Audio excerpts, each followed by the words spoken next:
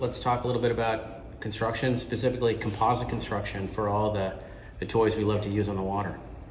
Yeah, well, you're talking to a construction snob.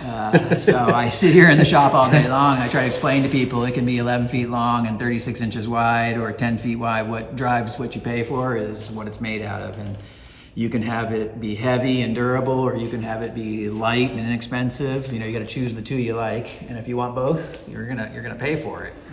But it's where the value comes in, is in the construction. Oh my God! Well, with wingboarding, I mean, weight is just about everything. So, I mean, ultimately we're looking for something that's the lightest possible weight, but yet the most durable. And I know we've been all around the world. We, found a wonderful factory to help us with that. And we've got some fantastic boards being made these days. So, yeah, and I can tell you that from experience for years of working with Kinetic. We have been purchasing stand-up paddle boards for them for a greater part of a decade. And in the shop, this is before wingfoiling even existed, we would explain, composite construction and the idea of sandwiches, layers upon layers, having correct vacuum technology, having the correct lamination, the orientation of fibers, and you have to care. Right, and if you just send your recipe into any old kitchen, you're not going to get back the dish that you ordered. And the one thing I can say about the Chen family, and it is a family business over there in Kinetic, they actually ride this stuff. So they appreciate what they're building, and they know they want the end user to perform.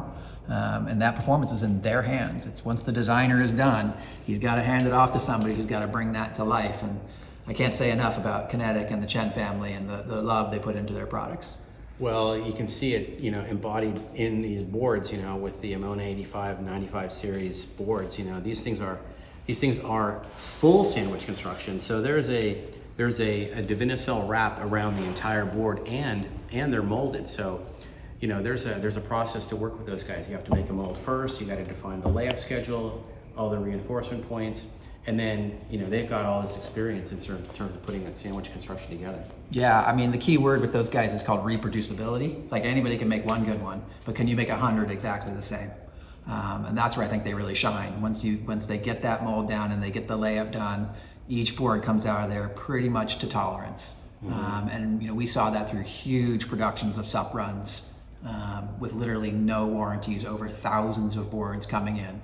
And that's direct result of their just attention to detail and their ability to sort of execute on the game plan. And I think as a designer, it's nothing more frustrating than having your product come back not to specification. Oh yeah, totally. The one thing that really gets me is I see a lot of boards coming out of other factories and they get a little ding, and I can see the material is just like extremely thin, and then you're straight into the EPS. Yeah, now I'm going to geek out on you because it's all about what's called the I-beam. And if you think about skyscrapers, the laminates, if you have a layer on top and you just layer like this, layer upon layer, what you need is spacing in the layer. So you mentioned the Divinycell layer. What that does is create separation without weight. What makes a skyscraper stand up is the fact that the I-beam has separation between the two layers. And so what you just described is essentially giving you an exoskeleton that reduces in not only a lightweight product, not only a durable product, but it's not overly flexy or overly twisty, which is super important when you're bouncing on the board on top of a 100 centimeter carbon fiber mast, and then you're coming down at full force and hitting the water. That's really an important detail in the way that they manufacture their boards. Oh my God, and then, with EPS as a core, it gains so much weight, which is horrible when it leaks. So I guess with the sandwich construction that's got that extra space, you have another little margin for... DLAM is the enemy. DLAM is the enemy. So I think you guys are very fortunate because they don't let anybody in that factory. You have to beg your way in. And it's a very unique thing that the F4 brand has. You'd be very proud that you guys are in there. And I know Jimmy Lewis, for example, covets that factory, and Jimmy Lewis boards in the SUP world.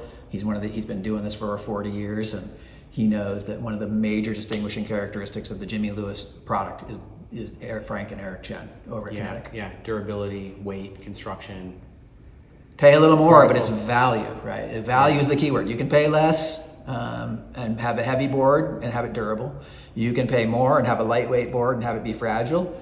But if you want both, it's all up to that factory hitting that specification. So yeah, I'm pounding the table on anything that comes out of Kinetic. Definitely. Well, look, check us out at www.f4foils, Emona series boards.